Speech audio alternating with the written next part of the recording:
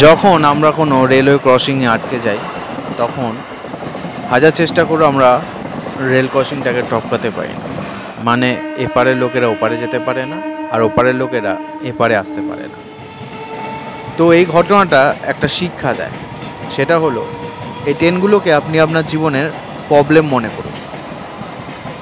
যখন আপনার জীবনে এক এবং একাধিক প্রবলেম আপনাকে ছেঁকে ধরবে, যখন আপনি নাস্তানাবুদ হয়ে যাবেন যে পারবেন না প্রবলেমগুলোকে সলভ করতে, তখন কি করবেন?